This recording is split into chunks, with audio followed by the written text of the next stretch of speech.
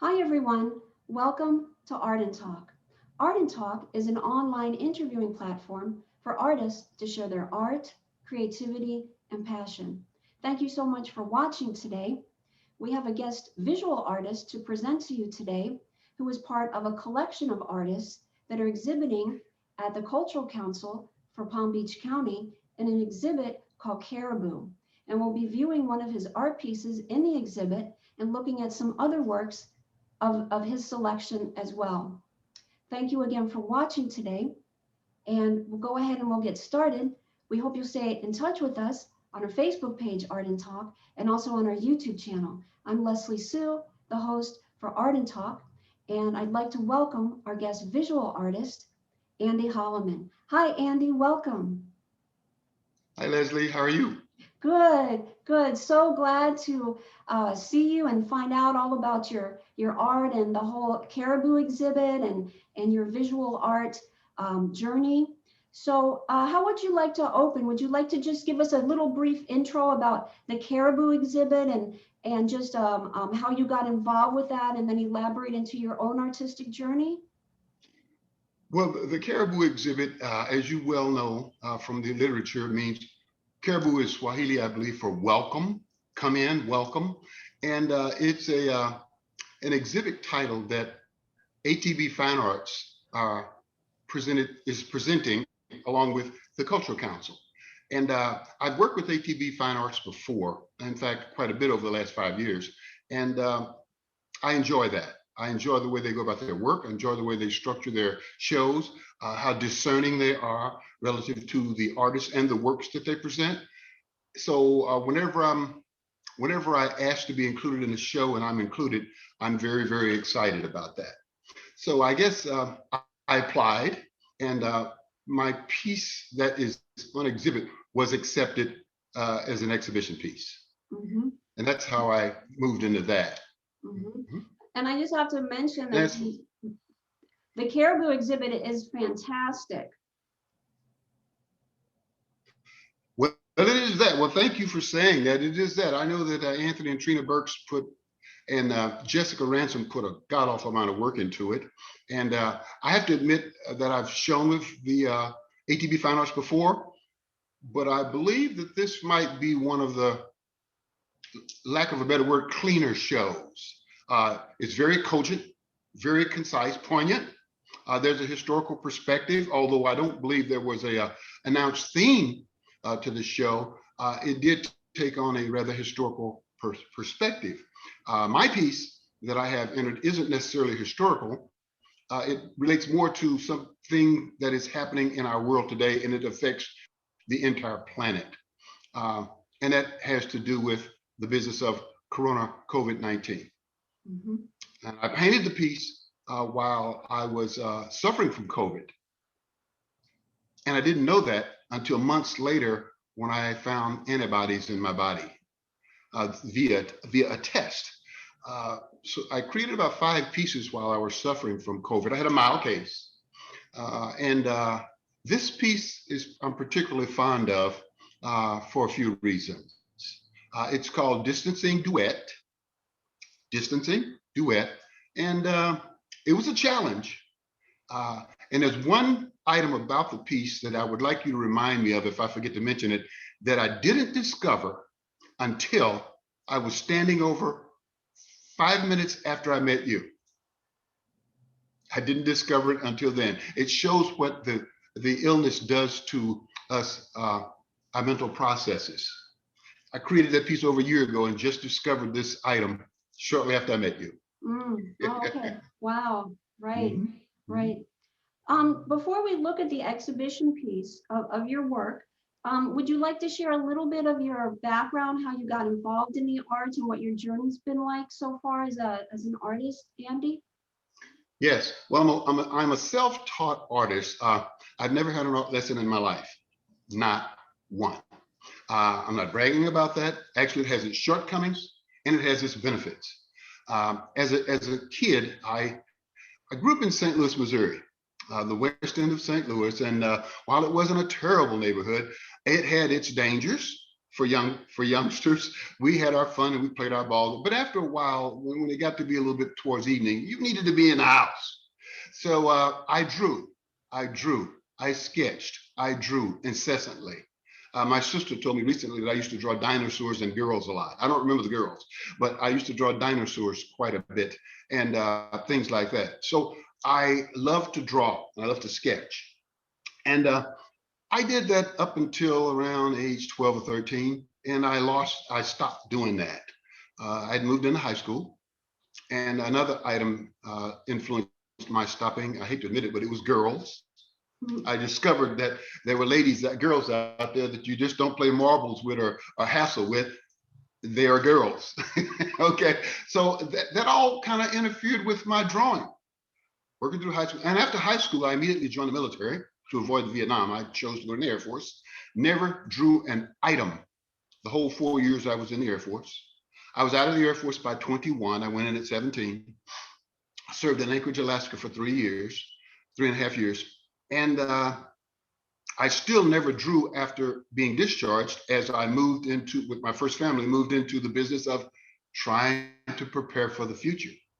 I entered into college. I didn't study art. I studied journalism pretty much.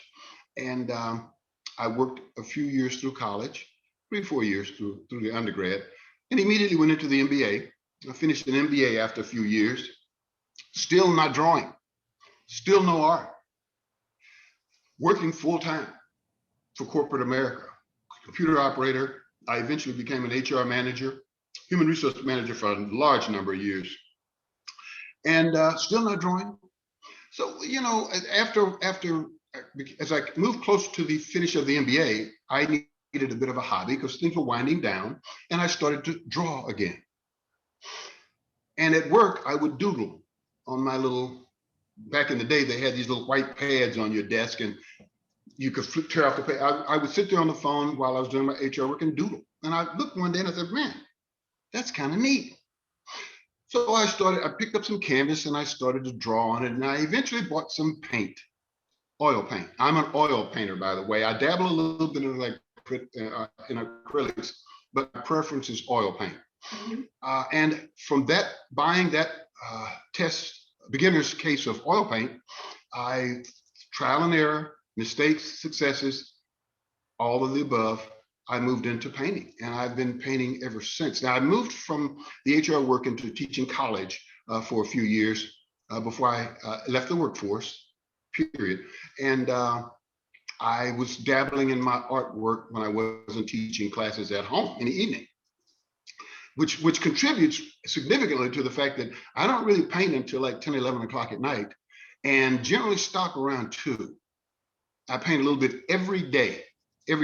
Some days, not quite 3 hours or 4 hours, but every day I paint a little bit, even on Christmas Day, which is my birthday, but even on Christmas Day, Sunday, whatever, I paint every day, a little bit.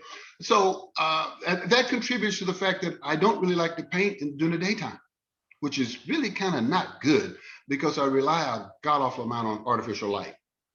But that, I think, comes from working a full-time job and only painting in the evening.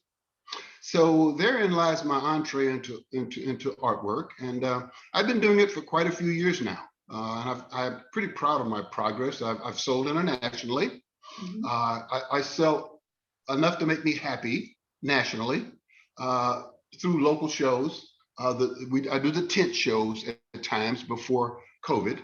I don't know that I'm going to do them anymore, but I did the tent shows. I sold quite a few small pieces like that, and internet sites, and a couple of galleries, one overseas. So basically, I sell enough to make me very happy with with my progress and what I do with artwork. That's pretty much me. Wow. Yeah. There's one story, if I can tell you. It's interesting. May of 19, on one of my international sites, I received notification. Congratulations, you just sold an international piece of art. Well, wow. And I looked to see, well, it's in Monte Carlo. And I said, wow, that's interesting. I have a trip planned to Monte Carlo in September. And I said, I wonder if I could speak to the person and just deliver it. It wasn't a big piece at all. It's a small piece. It's 18 by 24. And I got to thinking, well, we went to Monte Carlo, but I decided in May I'd better go ahead and send her the painting because I didn't want her to change her mind. But we went to Monte Carlo and had a great time. And I literally saw the outside of her apartment building. I didn't bother her. I didn't knock on the door. I wouldn't do that. But Google helped me find her address. And in fact, we drove right by it while we were tooling around Monte Carlo. So this is a funny little story about selling overseas. That's an interesting set of circumstances that happened in your favor, obviously. Yeah. Yes, big time. Yes, and that's amazing. Congratulations with that. It's a great way to kind of kick things off. I have a question before we look at your exhibit piece. You said that your preference is oils, and that you're self-taught. So did you at first just kind of, Andy, dabble into some of the other mediums, and then you just felt like oil, it just something about the oils just felt right, and then you kind of just started to continue to paint with that? Was that kind of the process? The latter. I didn't even know there was anything that you would call acrylic paint. I didn't know. I just went to a hobby shop and bought some paint. It was on the shelf, and I didn't, heck, if had it been acrylic, I might have started with acrylic. But I just bought paint, and it turned out it was oil paint. And I bought the mediums and those sorts of things, accustomed myself somewhat to the aromas in the room. They do emit odors, some, not a lot, but some. And that's how it started. My first choice was oil, only because I didn't have any idea the difference in the two. But I'm glad I started with oil. I really do enjoy my oil. I can do more blending of colors and things along that line for a self-taught artist. Of course, there are artists out there, people are going to see this. I can name a couple who are going to see this. Well, you can blend acrylics quite well. Yeah, if you know how to use the water. Now, I do use acrylic. And just about all of my paintings have some acrylic in them, particularly this one, the Flamingos, and a little bit of acrylic in this one here I call Painted Black, but predominantly they're oils. Did I answer you there? Yes, absolutely. Well, I feel if you're ready, let's go ahead and look at your exhibit piece and have you elaborate that if that works for you. Give me just a moment and I'll pull it up. Okay, fine. Let's do it. Okay.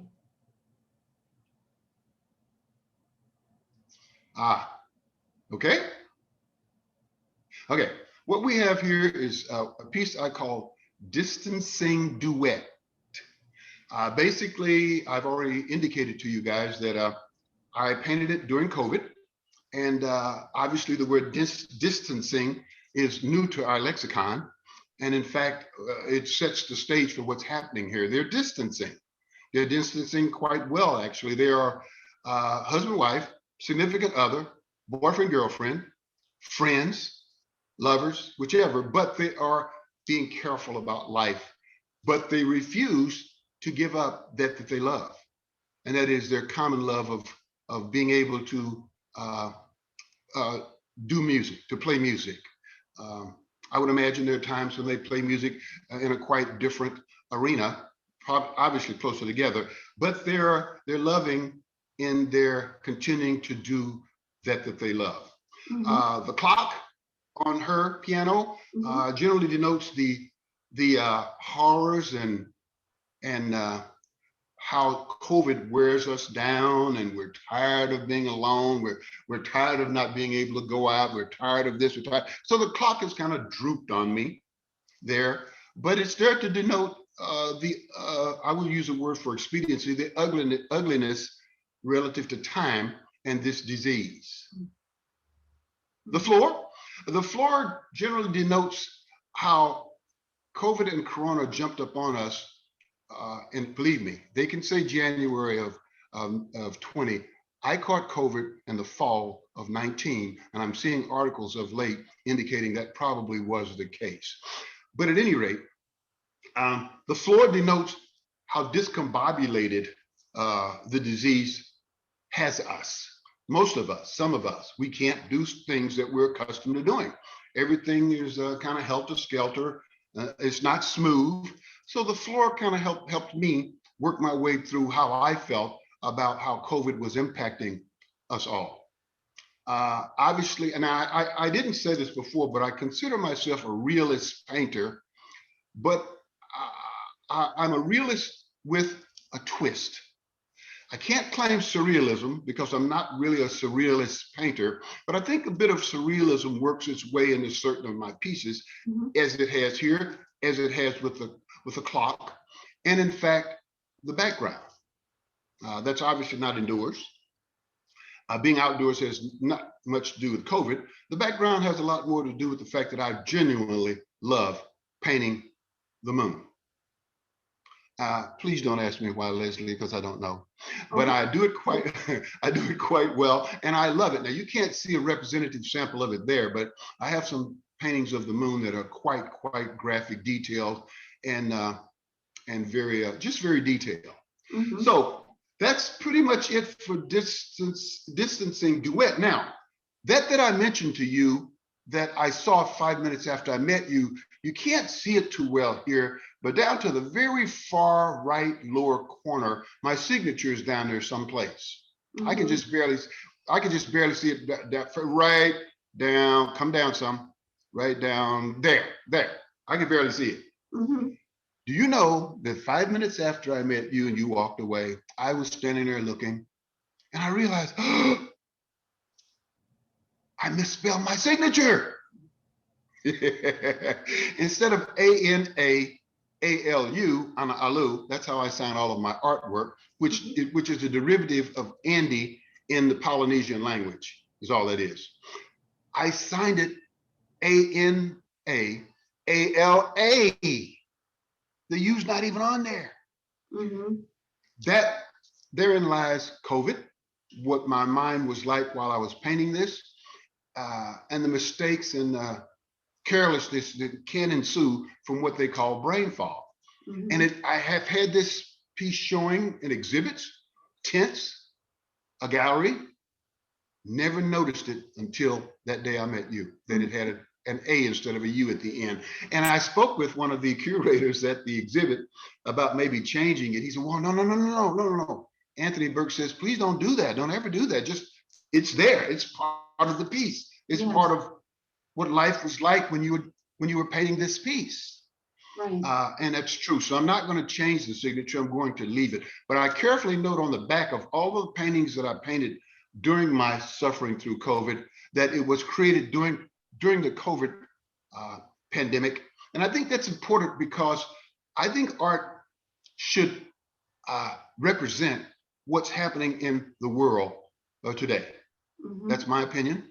If you go back to the ancient times when there were people in caves blowing paint on their hands to denote items in a cave wall or drawing animals, that's what they did. And I really do believe that part of my work should fall into that realm. So if a person purchases a piece, they will have purchased a set of pieces, one piece, whatever, that this particular artist painted during a particularly bad time on Earth.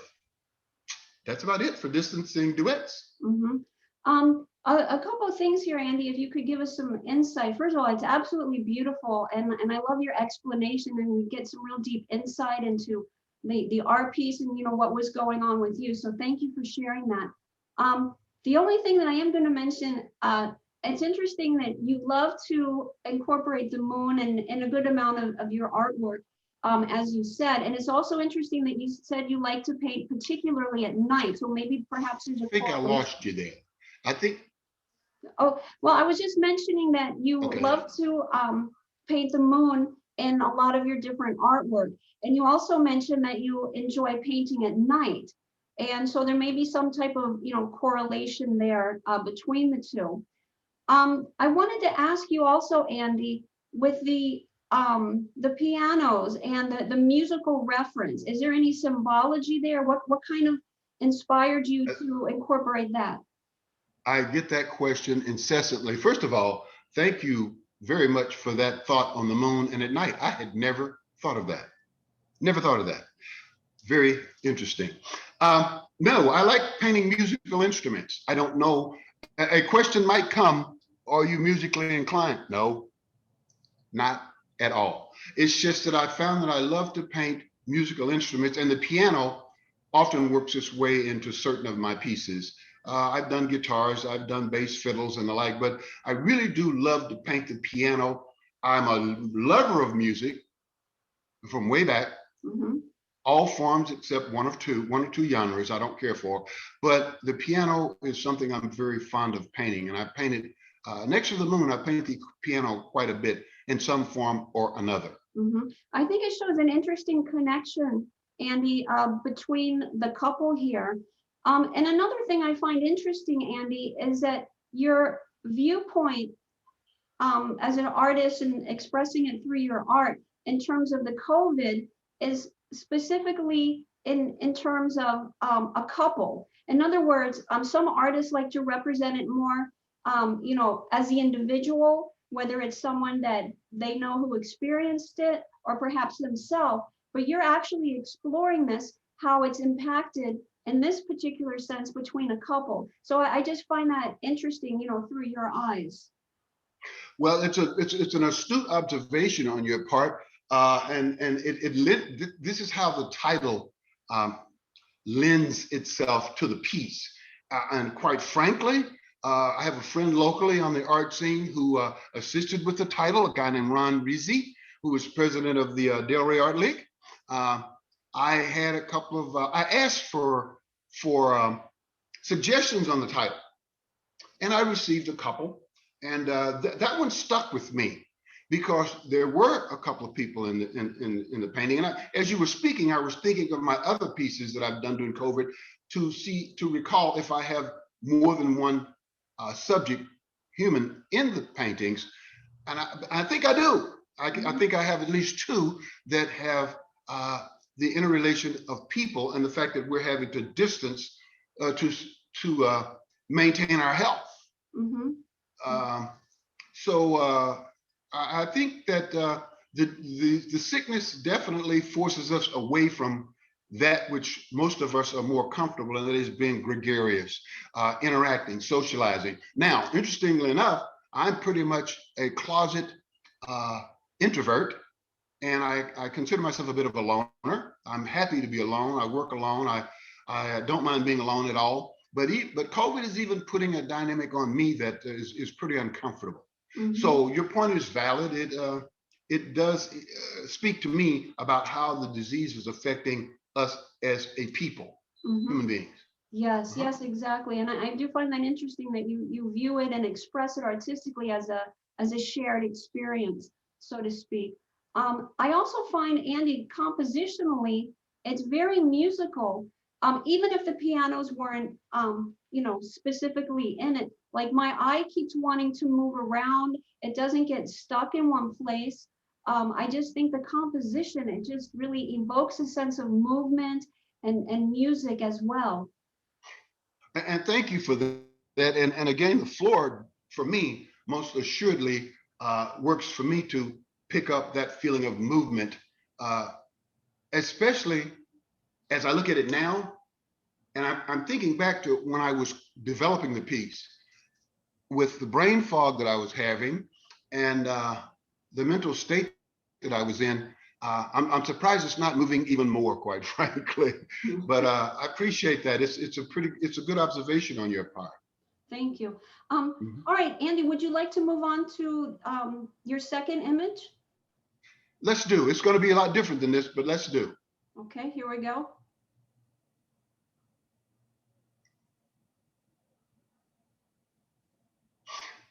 This piece is called Capturing the Aurora, as in Aurora Borealis, or Northern Lights, to be more colloquial. And it is an example of, first of all, my affinity for a Black background. I do a lot of paintings with a Black background.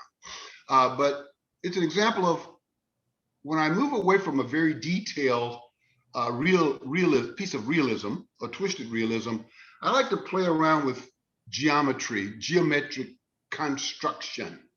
I've read where some people would call this constructive art. I call it more globally geometric art. But I wanted to do something in the background beyond just the geometry of it all. And so I decided to go with something that I grew particularly fond of during the equinox periods in Alaska, and that is observation of the aurora borealis, which is absolutely phenomenally earth-shattering to you visually and the brain when you move from St. Louis, Missouri, in a school system that never once mentioned Northern Lights, to walking out of your apartment or your barracks, looking up and seeing that solar display. It's just, I can't tell a person how much it affected me as an 18-year-old with no idea what I was looking at, walking out and seeing the sky doing that. So this is an example of what I call geometric abstract work. And what it shows is that I have, obviously, as I mentioned, the affinity for the dark background, but I also often work with gold paint. There's a lot of acrylic in here, by the way. Okay. In fact, almost all the geometric pieces are acrylic with the Aurora oil because it's easier for me to blend. But I have various shades of gold paint on here if one could see the original. And that's not necessarily a picture frame. A cousin mentioned to me once that he thought I was corralling the Northern Lights. Wasn't my intent, but as I looked at it, well, it could appear that way. But it's just an example of geometric art for me, and it echoes my commitment to creating vibrant pieces. I really, really, really have to have the word vibrant for me, because you had some observations of the other piece that were incorporated in the piece, but I'd never heard from anyone else. I do believe in vibrancy for a lot of reasons. Of course, most artists do.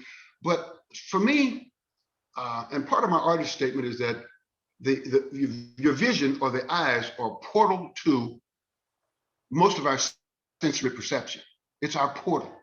And as an artist, if I can draw you into a piece via the portal and have you linger for a bit, hence my affinity for detail, it enhances the experience for me, the artist, for the viewer, and may entice a purchase. So that portal could touch into a form of consumerism that is necessary for someone to say, I like that. I can afford that. I'm going to buy it. Andy, I'm going to stop the screen share for just a moment. Okay, I just have a few questions based on the two images that we saw, and I'd like for us to get to some of the other ones.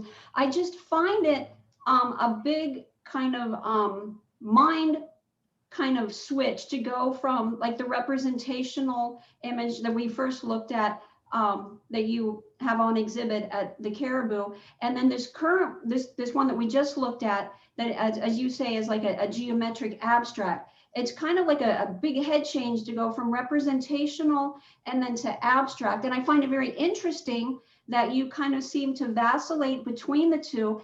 And I think that you said you have an interest for the attention to detail. So the attention to detail, could work in both, particularly the way that you're expressing the abstract.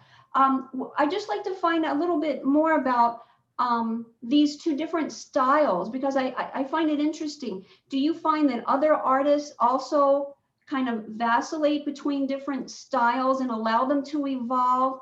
Or what is your take on this, going from representational art and then to something a little more geometric and abstract? Well, it's an interesting question, and don't you think that I don't hear it sometimes. In fact, there are curators that don't care for it. There are curators that if you don't present a consistent style, a consistent category, you can forget it. Well, I reject that. Keep your show. The bottom line on that is I paint for me first, and I paint what I enjoy, and I use one style to break away from another when I've consumed myself with oil painting takes time. When I consume myself with a week or months of working on an oil painting representational piece with all the detail, I need that outlet that I can just put some stuff on canvas and just some structure to draw out some things and just go to painting. I don't worry about the fine detail on the abstract pieces. So the geometric work allows me an opportunity to out away from the hard and fine detail of the representational work. And that's important to me. I think it's part of my brain construction. I can't stay focused on that one style enough to appreciate that. If I were a person that spent all of my art exercising energy and interest on painting flowers, I don't think I'd even do art very long. If I had to just do representations of landscapes, I would probably become far better at doing landscapes, but and could become known for landscapes. But that doesn't do much for me, and I am the artist. Mm-hmm. And what I do is important to me first. Now, but again, I do get that from some entities, and I work my way around it. Mm-hmm. And one reason I like what I do is because, as you can see, while a bit of realism, I do some landscapes, seascapes, animals, geometric art, figurative work, quite a bit of figurative work, and lunar surfaces. I think all of that allows me to stay entertained, if that's the right word to use, because I could grow very bored with just doing one particular style. Mm-hmm. Does that make any sense? Yeah, that was a great elaboration on that. And I love that you stick to your guns, and I love that you explore the different, subject matters and whatnot. I think that we should go ahead and just kind of briefly touch upon your third image, and then we'll move to the fourth one. I just want to make sure that we have enough time for that. So if it's okay with you, I'm going to move to the your third image that you selected. So give me just a moment. I'm going to pull it up. Please do.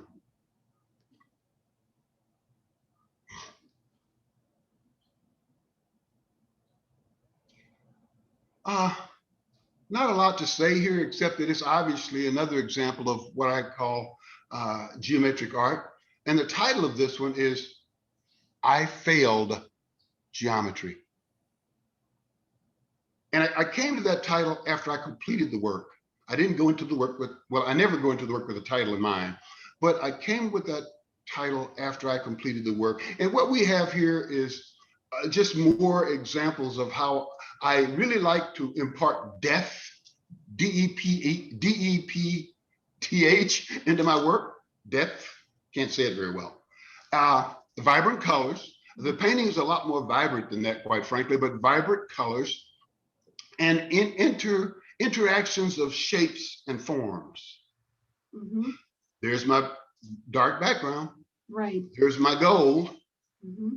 And the rest of it kind of ties together. You notice the triangular items over there. I don't know why. It is a bit of work, but it kind of like the floor on the other piece. I love doing those. And I can't really say where it comes from because it requires some fine measurement and sketching out, but I love painting those. So I threw that in there. And it's just a geometric piece that denotes the fact that I failed geometry. Mm-hmm. And it's almost a companion piece, Andy, to the other one. You said companion? Yeah, I mean, it's similar in terms of like a companion piece to the prior one we looked at, the other abstract.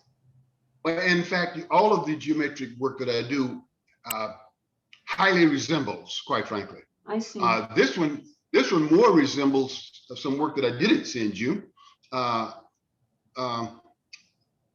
It very much more resembles some work that I didn't send you. But yeah, that's basically what I do when I think in terms of abstract. Now, there are people out here that say, well, that's not Well, yeah, well, it's my form of abstract, and it's popular in some arenas in the form of what's called geometric abstract work. Mhm, mhm. I think that the use of space is so intelligent and so creative, and again, so musical. And as you were saying, creating the depth of space. I mean, your eye just is, moving in and out and really exploring this. I think it's so well done.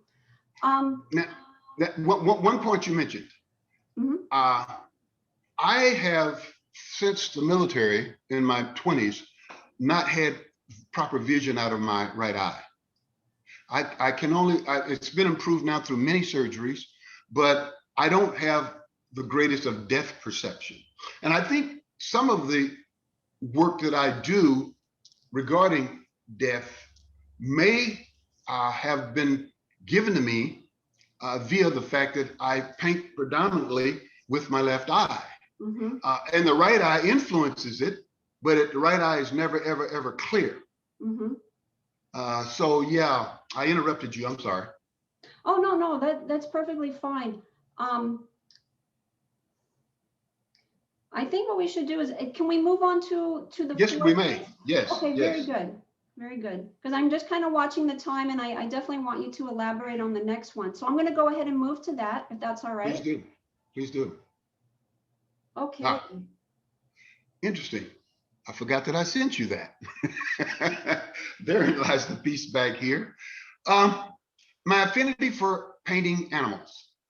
As I look across the room here, I can see about 4 or 5 animal paintings that I've done. Well, 2 to 3 that I've done over time. And this one I completed late last year. And I call it Flamingly Flamingos.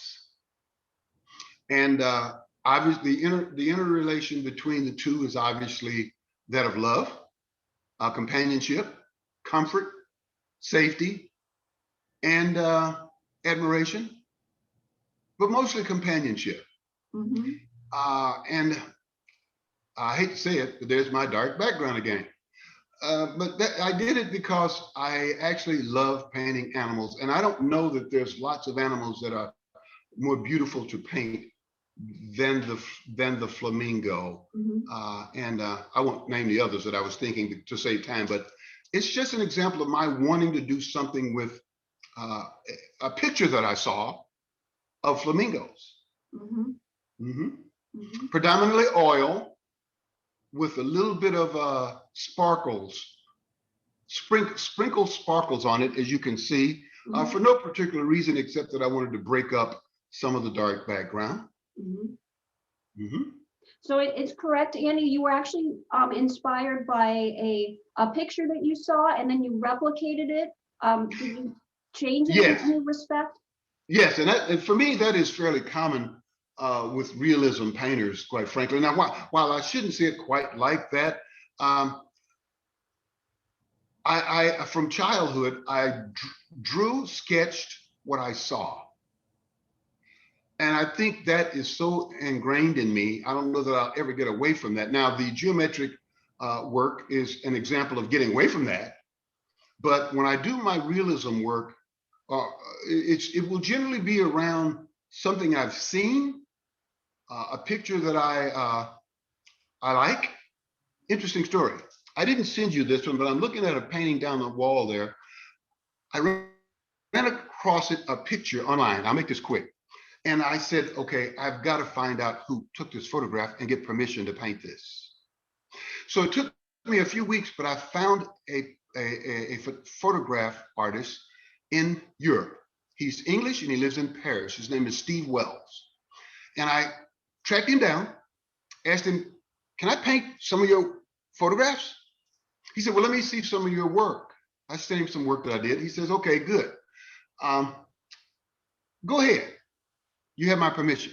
So painting from photographs can require a bit more logistical work, but I saw this picture of these two, and I said, I have got to paint that. Mm-hmm. So yeah, that is, therein lies maybe the root of my affinity for realism. That's interesting. You knew that you just had that impulse. You had to paint that. That's interesting. Yeah. If you don't have anything else, whoops, I guess we can touch upon this. I actually didn't mean to get to it. We're going to need to wrap the show up soon, but since we got to this, would you like to share a little bit, and then I'll stop the screen share and have you provide some closing comments if you would. Well, basically what we have here is a piece that I call Evening Sunset. I'm pretty sure. Interesting enough, I just shipped this piece off to Germany. I painted this piece a few years ago. It is fairly large. It is all oil. There's no acrylic here. I painted this piece, and it has been my flagship piece for many years. When I did the tent shows, I would hang it outside the tent, and it's such a large and visual representation of something I created. It would draw people from 100, 200 yards away. They'd come over to the tent and say, I love this. I saw it from so far away. So I sold it to a person in Germany and shipped it off about 3 weeks. Well, I shipped it off just before Christmas, the beginning of December. And I miss it, quite frankly. It hung in my family room for many, many years. But it is, it was a fun piece of work. Again, my affinity for painting a lunar surface. Yes, absolutely. All right, I think what we'll do is we'll stop the screen share. Give me just a moment. All right, I love your varied artistic expressions. And I noticed that there's a kind of a little bit of a theme going on with the ones that you selected to present, along with the one in the current Karibu exhibit at the Cultural Council. It's almost like a theme of like togetherness, because the first COVID one was looking at the couple, yes, being separated due to the circumstances of what's going on, but yet it was presented as a couple. And then the two abstracts, look like companion pieces. And I realize you say that that's kind of similar to, if we explored all of your abstract, we would kind of see that as a commonality. And then the flamingos that we just looked at, they're embracing each other. It's not like a loner flamingo. It's two of them embracing each other, and you feel that connection. So I just wanted to mention that. And your art is just absolutely beautiful, and learning so much about your style, and also about what interests you and your inspiration. So Andy, yes, we are going to need to wrap things up. We'd like to have you present some closing comments and let us know how we could stay connected with you, please. Well, the only closing comments I care to give is thank you for having me. I've enjoyed the interaction here. I would like people to consider looking at some of my work, quite frankly, just as with any artist. And I can be found on Instagram. I post all my work on Facebook, but I'm not really open to receiving a lot of requests on Facebook to join. I have sites internationally. I will mention the name of the sites where all of my work is listed. Well, 90% of it. There's a site called Singular Art, like the word singular, with a T on the end. It's a French site. There is a site called Fine Art America. A lot of us do that. Fine Art America. ArtFinder. ArtFinder. It's a British site. Then there's Draint, Draint. I don't do a lot there, but I have an account there. There are others, but those are the ones that I sell most of my work through, now that I'm not doing outdoor work anymore due to COVID. So, and I'm at a disadvantage in that I can't help people get to those sites any more than mentioning their names and the fact that I can be found. Best way to find my art, Google Andrew Hollimon, Hollimon, or Andy Hollimon, or Anna Alu. And it will have all the sites there. And you can take a look, see what you like. Yes. And by the way, if a person out there is interested in any art from me, contact me first. Don't just go to the site and start buying things. Contact me first. And they'll never regret it. I'll just leave it at that. Okay. All right. Very good, Andy. Before we close out, I just want to touch upon one thing because you are a self-taught artist. And what is your feeling on, do you think that anybody can learn to draw? And can you just provide any like little tips on painting representationally? Any just little tips that you could provide for us? Anybody who, might be wanting to explore this, or maybe they already do it? Well, draw. I do believe that the gift of 2D art starts someplace beyond us. You can go to school and learn to do technically to do art, or you can pick up a brush and paint and just start doing certain types of abstracts, all art. But as far as drawing is concerned, I do believe it's a bit of a gift. Now, I've seen people give lessons regarding drawing, and they work out very, very well. So I'm kind of betwixt and between on whether it's drawing can be a gift or can be taught. And I think probably a little bit of both. I hope that answers that okay. Mm-hmm. Yeah. Representational art, I think for me, I know one artist that doesn't draw who paints representationally, and he doesn't draw first. And I find that phenomenal. I could never grab a piece of canvas and impart paint on it without having the structure of having drawn or sketched something there. So for me, the drawing is key to representational art. And I'm sure someone will see this and say, well, I don't agree with that. Fine. Again, art is what works for me. And my answer to you is that representationally, I think being able to draw helps immensely with my growing from self-taught to a professional artist. Mm-hmm. Does that help? Does that Yes. help?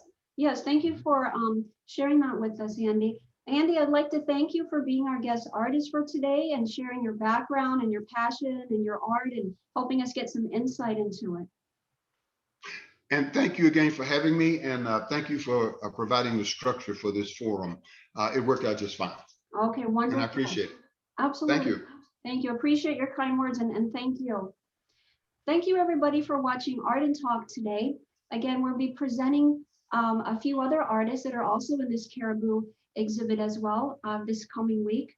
And so please stay tuned with that. I'd like to thank you again, Andy, for being with us and sharing your art with us. Thank you again, everybody, for watching.